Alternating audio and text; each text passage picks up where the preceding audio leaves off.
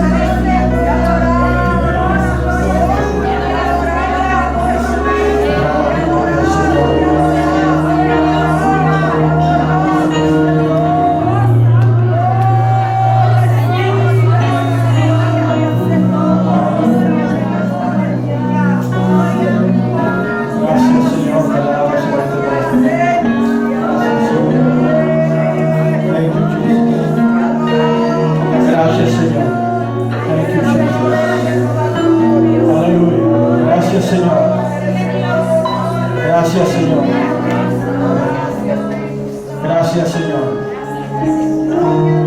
Thank you, Jesus. Voltéese a mano izquierda o derecha, donde usted crea esté su hermano o hermana, y dígale: no limitemos el poder de Dios.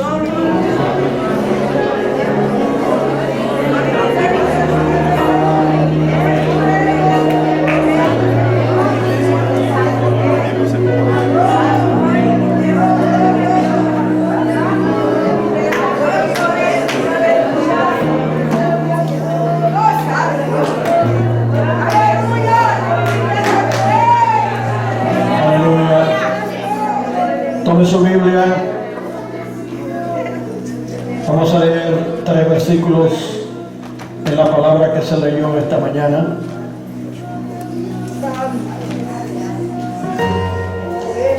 El Salmo 78.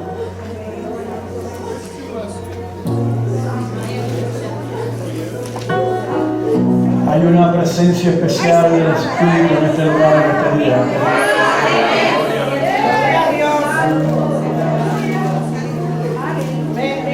Yo siento la presencia del Señor de una forma poderosa.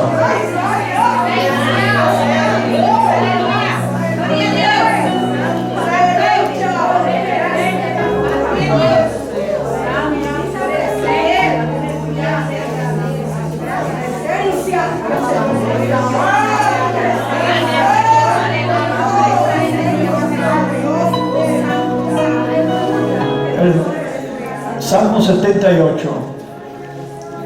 Versículos 40 al 42.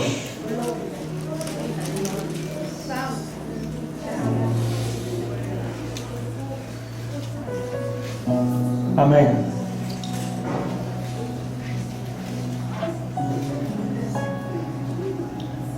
Saludo a todos los que están presentes, los que no estuvieron el domingo. Saludo de nuevo, el domingo pasado. A los que nos visitan por primera vez, le damos la bienvenida. Usted ha demostrado algo especial en este día, en haber seleccionado estar en la casa de Dios. Usted no pudo haber seleccionado nada mejor que eso. Y por eso el Señor tiene una palabra para usted en este día. Dice la palabra del Señor así: ¿cuántas veces Se rebelaron contra él en el desierto, lo enojaron en el yermo, y volvían y tentaban a Dios, y provocaban al Santo de Israel. No se acordaron de su mano, del día que los redimió de la angustia. Gracias por tu palabra, Señor. Te pedimos que en este día, de acuerdo a tus propósitos, Señor, tú hables a través de ella. Te pido que tu Santo Espíritu, Señor, use cada una de estas palabras que tú has de hablar en nuestros corazones y la lleves, Señor, a los lugares más necesitados de nuestros corazones. Recibe de antemano, Señor, toda honra y toda gloria, y sea tu nombre en este lugar, en este día y como siempre, nuevamente glorificado. En el nombre de Jesús. Amén. Se pueden sentar. La palabra del Señor en este día viene a nosotros bajo el tema: no limitemos el poder de Dios. Y de seguro que de enseguida, pues los teólogos entre nosotros seguido empiezan a debatir si es posible tal cosa. Vamos a ver lo que esto significa de acuerdo a lo que la palabra del Señor nos dice. Tengo una corta introducción. Cuando se limita a Dios, o sea, cuando bajamos nuestras expectativas de su poder, lo que Él es capaz de hacer sin límites, también limitamos las múltiples manifestaciones de su poder en nuestras vidas. Esta es una palabra que en realidad no se limita, estamos hablando sin límites, y tampoco se limita esta palabra simplemente a este lugar. Quizá alguno de ustedes en mitad de predicar quizá vaya a concluir: bueno, ese mensaje para mí. Este es un mensaje para la iglesia en general, que trasciende inclusive estas cuatro paredes. Es una palabra que viene a nosotros de parte del Señor, alertándonos a nosotros a estar alerta en cuanto a nuestras vidas espirituales, y no se limita a una iglesia, sino a la iglesia de Cristo, a la verdadera iglesia de Cristo en general, en toda parte del mundo.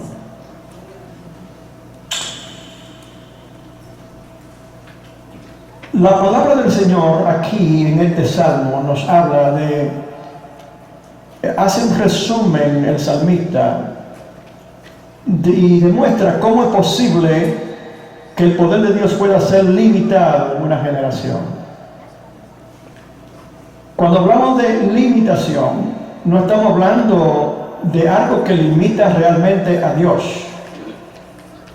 sino algo que crea impedimento a que Dios pueda actuar como Él quiere para desenlazar sus bendiciones y su poder en las diferentes fases de nuestras vidas individuales como también colectivas. Aquí el salmista está hablando de una nación, Israel, y una nación nueva que sale del cautiverio. Pero la palabra no se limita a una nación, también habla a nuestra vida espiritual individual. Glorificado sea el nombre del Señor. Vamos a hacer énfasis en esta primera parte, en la palabra, en la frase no se acordaron. No se acordaron. Es el verso 42. Dice: no se acordaron de su mano del día que los redimió de la angustia. Fueron 72 versículos, ¿verdad?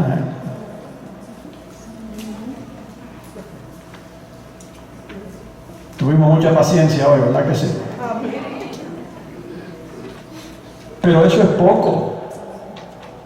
Son pocos versículos para describir todas las cosas maravillosas y grandes que el Señor hizo, la demostración de su poder para salvar a un pueblo, para sacarlo del cautiverio, y a la vez también hablarle al mundo al imperio egipcio de esos tiempos y a todas las otras naciones de ese tiempo de quién era Dios.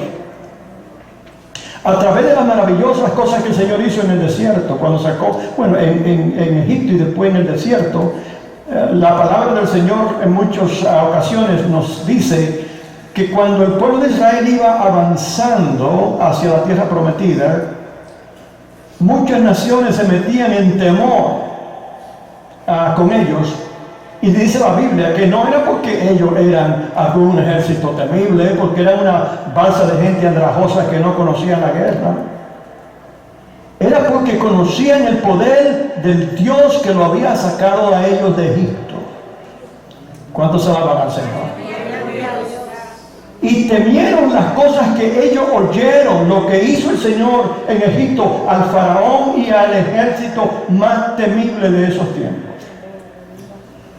Dios demostró su poder sobre ejército, mostró su poder sobre la naturaleza en diferentes formas, demostró que Él era Dios, Él era el único Dios verdadero, Dios temible y poderoso, que no tenía opositor, no lo tiene ahora, ni nunca lo tendrá.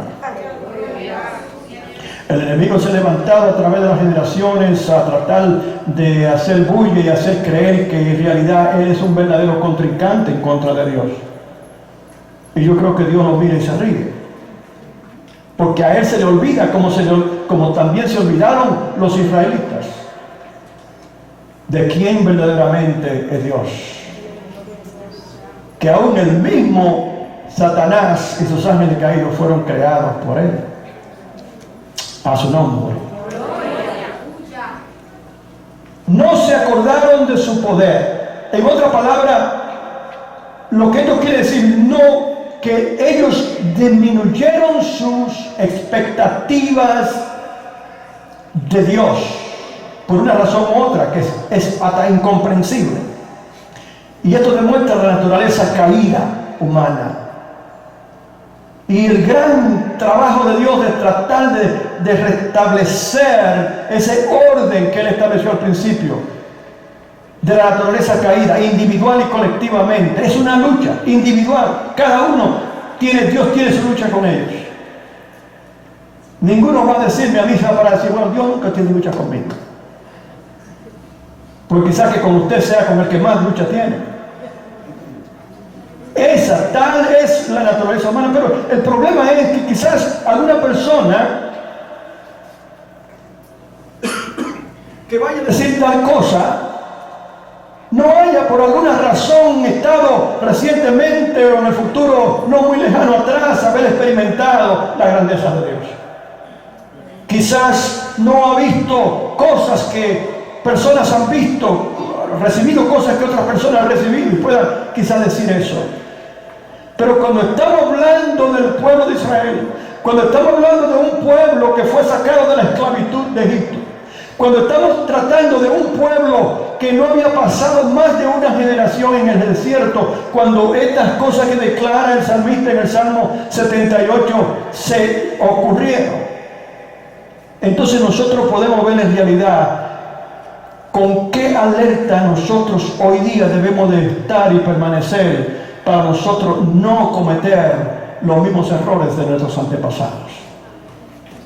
Porque si ellos en una misma generación, a través de la cual vieron las maravillas del Señor, el despliegue de su poder, de su autoridad, en forma que ninguna otra generación posterior pudo haber visto en ninguna otra forma.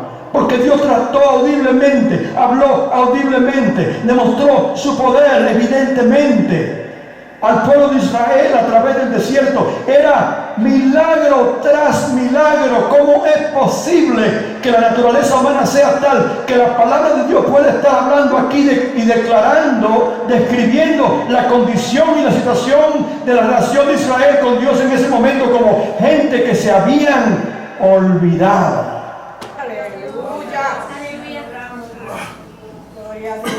En caso de que usted o nosotros nos empecemos a sentir tan comoditos de creer que todo está bien y que todo va bien, recuérdese que está bien que usted pueda pensar así, pero entienda que en cualquier momento Dios puede estar diciendo la misma cosa de nosotros. ¿O usted cree que la naturaleza humana de aquellos creyentes, ellos eran creyentes, los creyentes del desierto son comparados con nosotros, los creyentes de hoy? No, con la misma experiencia de haber sido redimidos nosotros en la forma que fuimos redimidos a través de Jesús en la cruz del Calvario, pero ellos fueron redimidos de Egipto también a precio de sangre. A su nombre. E inclusive muchas de las cosas que ocurrieron en el desierto y antes allá, por ejemplo, marcando los postes cuando cuando el Señor decidió matar los primogénitos de Egipto con la sangre de cordero, etcétera, tipificaba en qué forma inclusive el Señor Jesús venía a salvar a toda una generación en el futuro, a su nombre. En otra palabra, no fue que ellos limitaron a Dios, es que ellos bajaron sus expectativas de lo que Él podía hacer, de las cosas sorprendentes y maravillosas que Él puede hacer, y aún más la que ya había demostrado.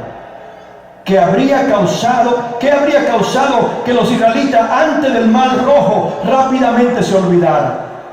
Salieron confiadamente y vieron cómo el Señor humilló a los egipcios, y cómo humilló a un imperio, y cómo humilló a un faraón poderosísimo, demostrándole a ellos, a los egipcios, quién es Dios, de qué es Dios capaz, de que no hay limitaciones para Él.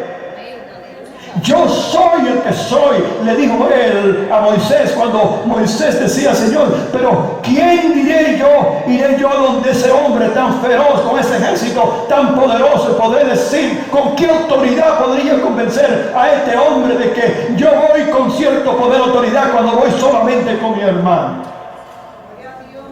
Le dirá al faraón: yo soy el que soy, te ha enviado. Yo soy el alfa y la omega. Yo soy el principio y el fin. Yo soy, aleluya, el único Dios verdadero. No hay Dios fuera de mí. Yo soy y continuaré siendo por toda una eternidad. Ningún hombre atrevido sobre la faz de la tierra, por más grande que se pueda creer, necesita más explicación que esa. ¿Qué arrogancia puede tener ningún hombre de venir y preguntar: ¿quién eres tú? Si lo pregunta en términos de temor, como lo hizo Saúl cuando cayó a la tierra comiendo polvo, es una cosa. Señor, ¿quién eres tú? Yo soy Jesús, a quien tú persigues. Duras cosas te das cosas contra el aguijón. Ok, pero venir desafiante a preguntar: ¿quién eres tú? ¿Qué atrevido puede pararse a preguntarle al Dios todo creador y todopoderoso quién es Él?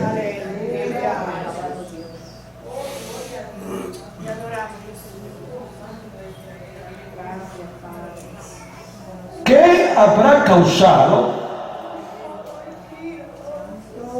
que los israelitas, después de haber visto todas esas plagas que llegaron a Egipto, después de haber visto cómo el Señor empoderó a los hombres sencillos y humildes y a demostrar su poder y poder sacarlo con mano fuerte, y haber puesto tal temor dentro de los egipcios, que cuando los israelitas salieron de allá de Egipto, todos ellos, con que se fuera nada más, decidieron entregarle todo el oro que tenía y todas las cosas, ¿verdad? Todo lo que tenían que era valioso, se lo llevaron los israelitas: váyanse de aquí porque ya no podían más. ¿Qué pudo haber creado esa actitud de indiferencia de parte de un pueblo que había visto la manifestación del poder de Dios en una forma tan maravillosa, tan grande, tan exponente? Recuérdese que estamos hablando de no limitar el poder de Dios. Bueno, en este caso en particular, porque hay diferentes formas y razones por las cuales un creyente, una congregación, una comunidad, una ciudad, una nación puede limitar el poder de Dios. Usted puede limitar el poder de Dios en la misma forma en su vida. Y de hecho yo en este día vengo a decirle a usted que en este día, en esta generación ha limitado el poder de Dios. Y lo sigue limitando. Y vengo a usted a decirle también que hay muchos llamados creyentes que están en este momento limitando el poder de Dios.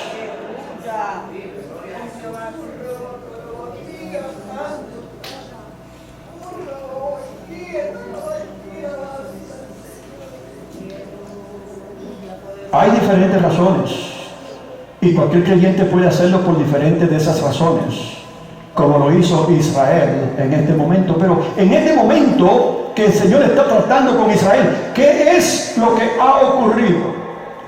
¿Por qué se escucha aquí? ¿Qué fue lo que hizo perder a este pueblo en ese momento frente al Mar Rojo? El valor que ellos sintieron por la palabra de Dios y por lo que Él había hecho cuando ellos salieron de Egipto en caravana hacia un lugar que ellos no conocían. Gloria a Dios. Yo creo que podemos encontrar una clave en la Biblia. Éxodo 14, del 15, del 5 al 14. Oiga lo que dice. Y fue dado aviso al rey de Egipto que el pueblo huía, y el corazón de Faraón y de sus siervos se volvió contra el pueblo, y dijeron: ¿cómo hemos hecho esto de haber dejado ir a Israel para que no nos sirva?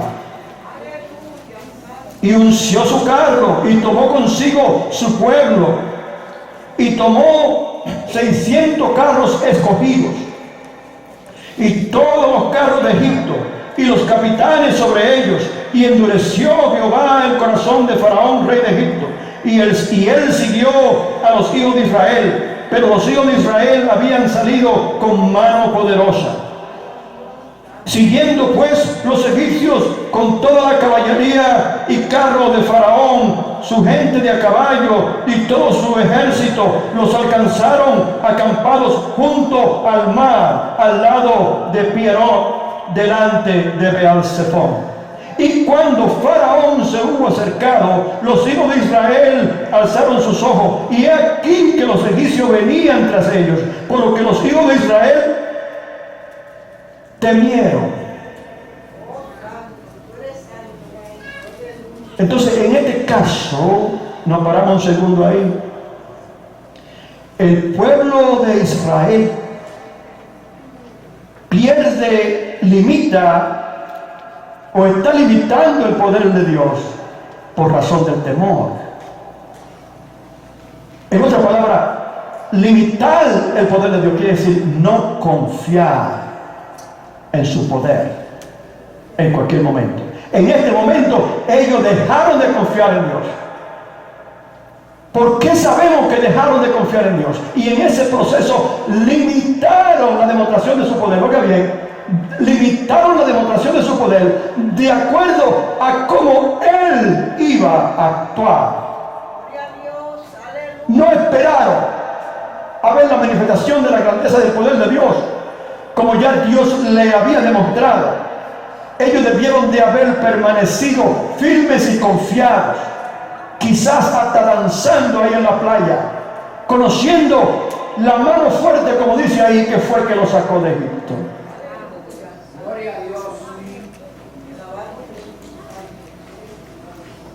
Temieron, dice aquí, en gran manera.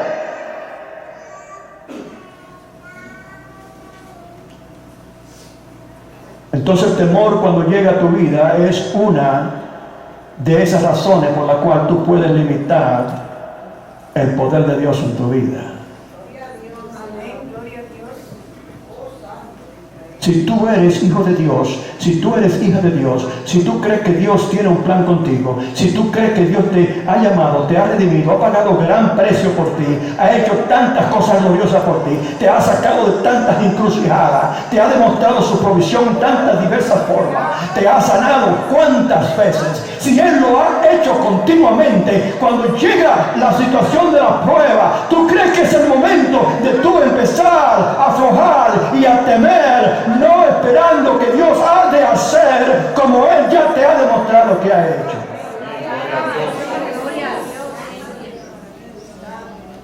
Pero tal es la naturaleza humana. Temieron grandemente y clamaron a Jehová. Demostración de incredulidad de nuevo, de duda, de desconfianza en Dios. Clamaron a Él. Dios le dijo a ustedes: presten atención y vean cómo yo voy a sacar a ustedes de esta esclavitud en forma milagrosa, sobrenatural. Lo hizo. Entonces Él lo sacó, Él le dio orden para que saliera. Entonces ellos tenían que esperar que cada momento, que cada capítulo de esa historia era Dios quien la iba a escribir, no eran ellos. Así también el creyente tiene que creerle a Dios, que Él lo sacó a usted también de Egipto, que Él a usted lo redimió, que Él a usted le demostró en el momento cuando usted estaba en más necesidad, quizás cuando usted más abajo había caído, de ahí lo levantó el Señor. Cuando yo te creía que no iba para ningún otro lugar, Dios lo levantó y lo llevó a lugares altos. Le demostró su poder, su amor y su grandeza. Entonces, ¿por qué a veces cuando llega la adversidad, también nosotros como los israelitas en ese momento, cuando vemos ese gran ejército, aunque un ejército venga contra mí, no temerá mi corazón, aunque contra mí se levante en guerra, yo estaré confiado? ¿Por qué? Porque yo he visto la salvación de Jehová, yo he visto su mano poderosa, yo he visto lo que Él ha hecho. Y no voy a callarlo, ni tampoco voy a dudarlo.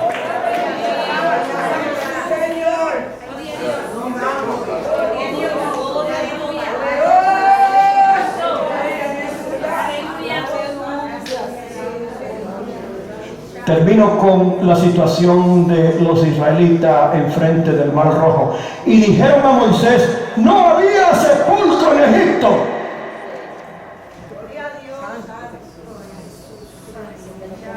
En otra palabra, nosotros estamos muertos.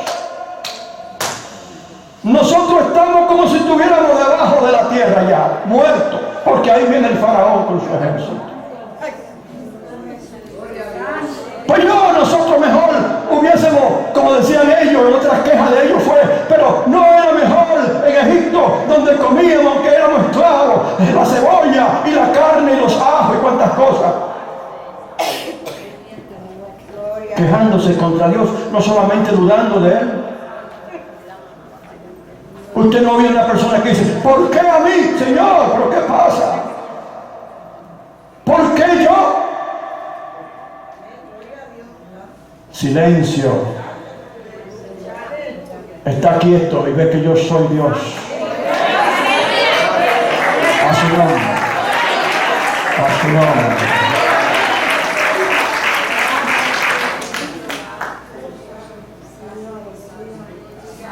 ¿Por qué ha hecho? ¿Qué nos ha sacado para que muramos en el desierto? ¿Por qué has hecho así con nosotros? ¿Qué nos ha sacado de Egipto?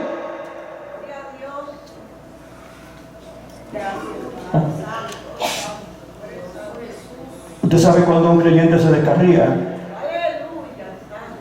es porque ha empezado a pensar en esa forma. ¿Sabe qué? Inclusive mucha gente está dispuesta a seguir, o quizás usada por el enemigo. cuando le dicen, ¿sabes qué? A mí me parece que tú estabas mejor cuando estabas en el mundo. Por eso es que yo no creo en lo que tú crees. Mira cómo estás tú, pero con razón, porque siempre te estás quejando, papo. Supuestamente Dios está contigo, pero desde que llega el susto seguido, tú pierdes noción de quién es Dios y empiezas seguido a buscar en qué forma va a resolver o a salir corriendo.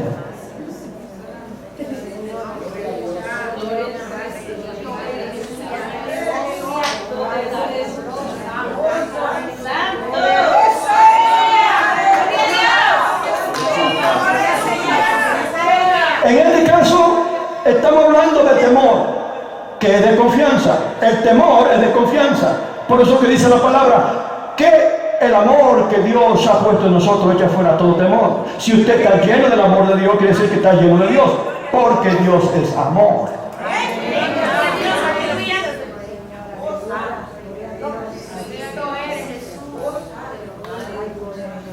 El temor en el creyente es de confianza en Dios. El creyente no debe de temer. El creyente debe de confiar en Dios. Sea lo que sea. Señor, tú proveerás. Sea lo que sea. Señor, tú abrirás caminos. Sea lo que sea, no voy a correr, Señor, porque tú estás conmigo. Se abrirá la boca del enemigo bien grande para amedrentarnos, pero usted va a decir, más grande el que está conmigo que el que está en el mundo. A su nombre.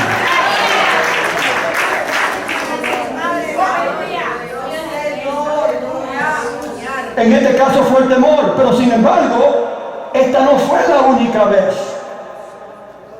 que ese tipo de actitud de desconfianza en Dios y de sus planes salió a relucir dentro de los israelitas. Dice en el 41, y volvían y tentaban a Dios y provocaban al Santo de Israel. Usted oye, y volvían y provocaban a Dios y al Santo de Israel. Dice en el 34, si los hacía morir, porque Dios los juzgó en el desierto, y muchos de ellos murieron por su incredulidad y por su desconfianza en Dios. Dice, era como un círculo vicioso. Oiga lo que dice la palabra. Si los hacía morir, entonces buscaban a Dios. Cuando veían la mortandad, oh Señor, perdónanos, Señor.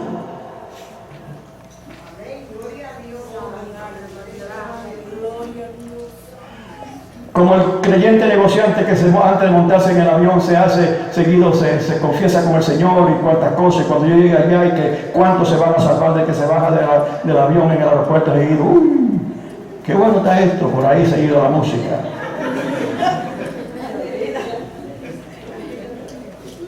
Si los hacía morir, entonces buscaban a Dios.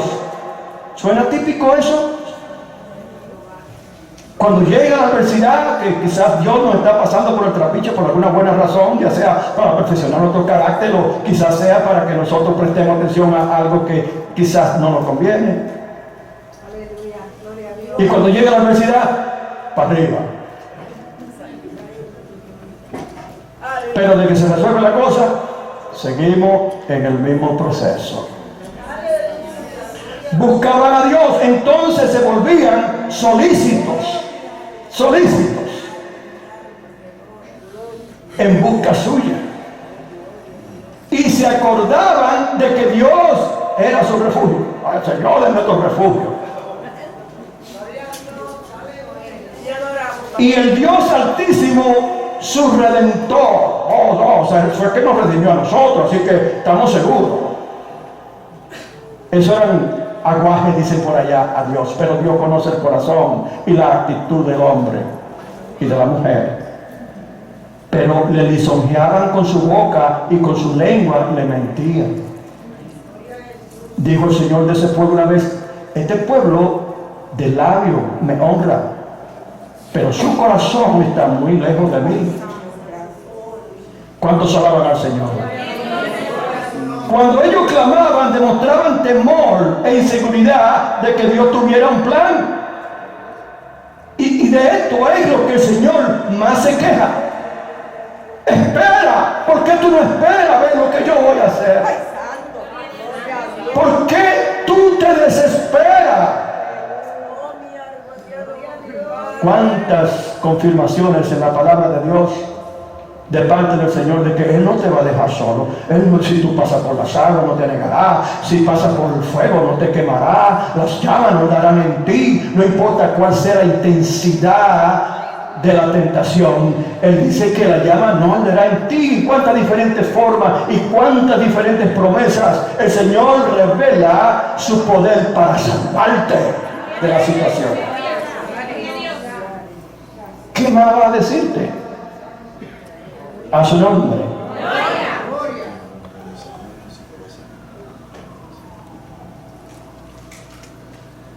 Cuando ellos clamaban, demostraban temor e inseguridad de que Dios tuviera un plan, y esto irritaba a Dios. O de que estuviera prestando atención. Señor, ¿qué pasa? ¿No ven que perecemos?, dijeron los discípulos en la barca.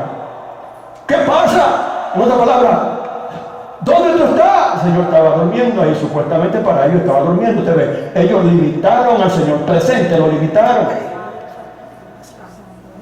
Porque ellos no creyeron que el Señor, aún con los ojos cerrados, Él podía salvar a nadie. Pero Dios no duerme. ¿Cuántos alaban al Señor? O quizá los teólogos aquí están diciendo, sí, bueno, pues se salvan, sí, pero Jesús era humano también, que es lo que era. Pero era Dios. A su nombre. Usted puede confiar en Él en todo momento, porque Él no duerme. Poderoso el nombre de Dios. Aleluya. Ahora, aquí es que entra la otra parte importante. Y empieza con una pregunta muy importante a la cual queremos prestarle atención. Recuerden, estas cosas de las que estamos hablando ocurrieron en el Antiguo Testamento. Estas cosas de las que estamos hablando ocurrió entre el pueblo de Israel y Dios.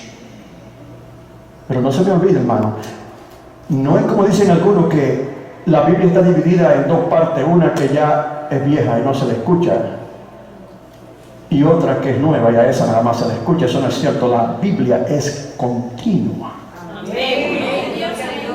Dios es el mismo hoy, ayer y por todos los siglos. A su nombre. Todo lo que ha ocurrido en la experiencia de Dios con el hombre tiene su aplicación hoy a nuestras vidas. Escuche la pregunta, porque ahora vamos a entrar del Antiguo Testamento al Nuevo Testamento y al presente. ¿Sería esta limitación de expectativa del poder de Dios que causara la limitación de milagros en los tiempos antes de Jesús empezar su ministerio?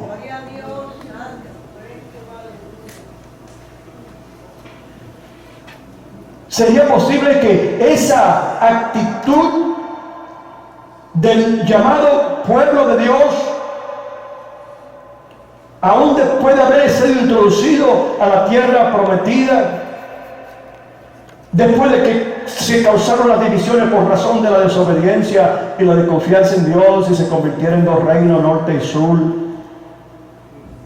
y consecuentemente, inmediatamente después de eso, la realización de la promesa de Dios en Génesis 3:15, la llegada del Mesías, a su nombre? ¿Sería posible que esa progresión de descenso, de confianza en Dios, continuara y continuara y continuara hasta el momento precisamente que Jesús se acercó y se introdujo a la experiencia humana. Yes. Sí. Eso exactamente fue lo que ocurrió. Eso exactamente fue lo que Jesús encontró en la tierra. Una religión superficial, cubierta por partes y partes de tradiciones que finalmente concluyeron opacando los planes de Dios para la humanidad entera. Y por esa razón inclusive tuvo Dios que transferir la antorcha del Evangelio de Salvación y sacarla de Israel y ponerla en la iglesia. ¿Cómo sabemos que este es el caso? ¿Cómo sabemos que la limitación que esas generaciones pusieron en Dios no tuvieron el efecto de mejorar, sino de empeorar hasta el momento que llegó Jesús? Vamos a ver.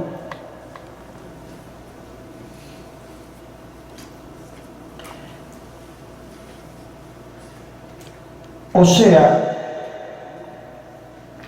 en el presente, ¿habremos nosotros olvidado cuán poderoso es el Dios a quien servimos? En la misma forma que cuando Jesús llegó, encontró una generación de creyentes que no conocían lo que era un milagro, que se sorprendían cuando veían el milagro de Jesús. Estaban tan fuera de la fe y la confianza en Dios que cuando Jesús vino, aún a través de la demostración de milagros, ellos buscaron otras razones por las cuales Él lo hacía. Por el dedo de Beelzebú lo hace. Beelzebú es Satanás.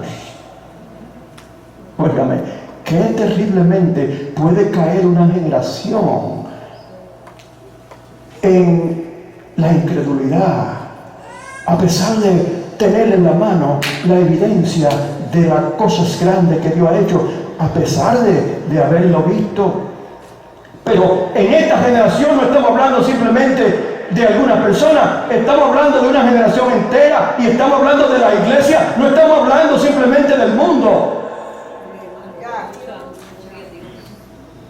No puede ser. Ay, pero ¿cómo pueden ser tan brusco con la palabra de Dios? Pero vamos a mirar y a comparar la evidencia de esa generación y de hoy, a ver si no hay similitud.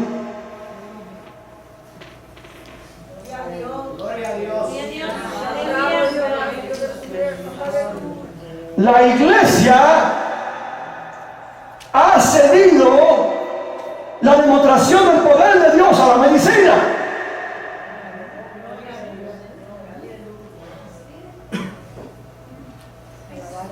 Yo no estoy diciendo que la medicina no es buena. No estoy diciendo que la medicina no es algo que inclusive Dios ha dado. Pero ha habido un cambio de paradigma. Y ya no es Dios el que se reconoce como aquel que produce los milagros y también provee la medicina para sanar enfermedades, sino que miramos simplemente a los logros de los hombres y lo que ellos pueden hacer, y confiamos entonces ahora más en los hombres que en Dios. I'm sorry you had to hear this.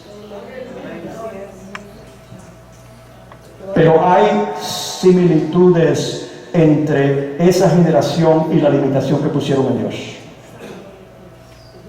No hay razón, no hay otra razón más que esa, por la cual nosotros no estemos viendo milagros continuos dentro de la iglesia. Óigame bien, no la hay. No hay razón más que esa por la cual un creyente, el creyente de hoy, que Jesús armó y capacitó con poderes sobrenaturales para poder hacer no solamente, dijo él, los milagros que él había hecho y demostrar el poder y la grandeza de Dios como él lo había hecho, sino que él mismo dijo, y cosas más grandes que las que yo he hecho harán ellos también en mi nombre.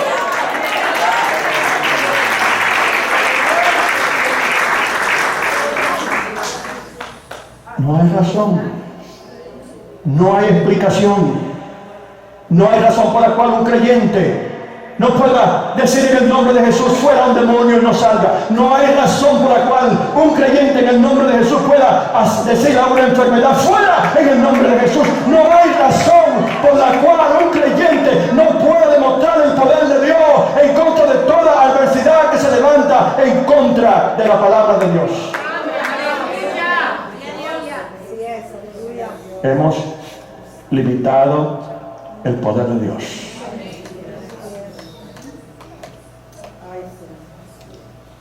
El justo, dice la palabra, por la fe vivirá. ¿Cómo conocerá usted el justo? Por su fe. A su nombre. Tiene que haber un despertar en la iglesia. Con razón hay religiones levantándose como los bautistas y otros, diciendo y enseñando que los milagros se limitaron al principio de la iglesia, que ya más de ahí, que nada más era para empezar la iglesia. Pero mi Biblia dice, y tratan de desmentir también ese texto, y estas señales seguirán a los que creen. En mi nombre echarán fuera demonios. En mi nombre hablarán nuevas lenguas. En mi nombre, si tomaran cosas mortíferas, no les hará daño. En mi nombre pondrán sus manos sobre los enfermos y sanarán. También desmienten ese texto en Marcos 15, 16. Lo desmienten porque tratan de buscar una razón por la cual los mismos milagros continuos que se hacían, dice la palabra, durante los tiempos de Jesús y la iglesia primitiva, hoy no están ocurriendo. Yo digo, por el Espíritu se ha limitado el poder de Dios. Yo digo, por el Espíritu, hemos disminuido nuestra expectativa del poder de Dios. Y tenemos que despertar a la realidad que nos ataca.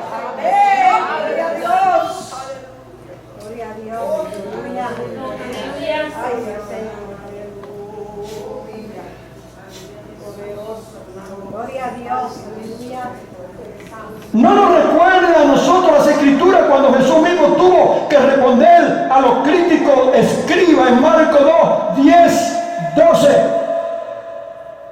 donde dice,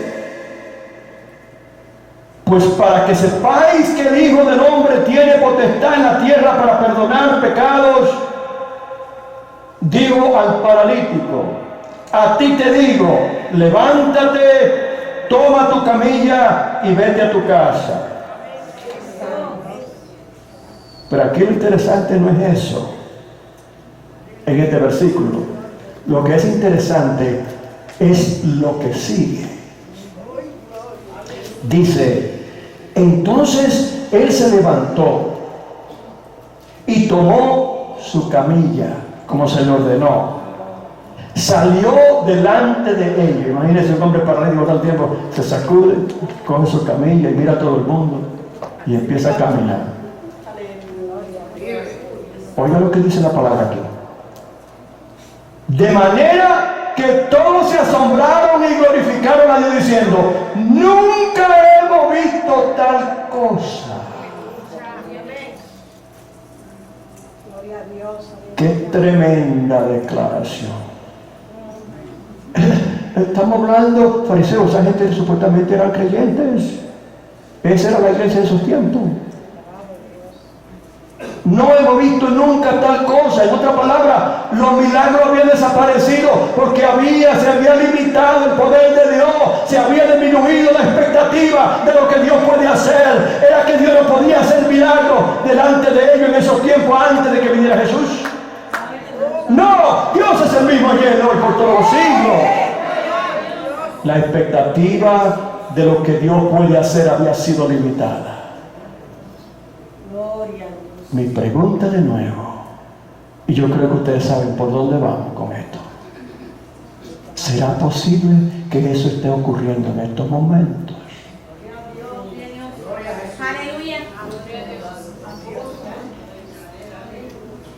Yo lo he experimentado en mi ministerio. Cuando el Señor empezó el avivamiento en esta iglesia, había gente diciendo que era del diablo. Y había una radio por ahí que se ocupaba diariamente de castigarnos con acusaciones de que nosotros estábamos metidos en cosas diabólicas. A su nombre. ¿Por qué razón? Porque ellos no podían explicar cómo es que creyentes como nosotros pudiéramos estar experimentando el poder de Dios en nuestros medios.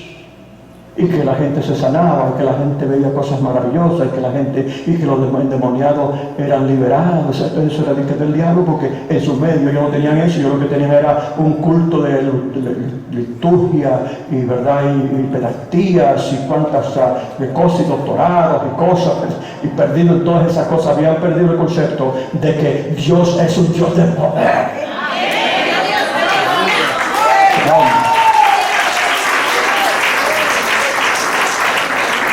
¿Será posible que la iglesia de Cristo hoy esté viviendo esta realidad? Le voy a decir lo siguiente, hermano. Yo no estoy diciendo que en todo lugar es lo mismo. Todavía hay evidencia de que hay un pueblo, hay un remanente que continúa confiando en su Dios y cree en Él en todo momento, no importa lo que diga el diablo.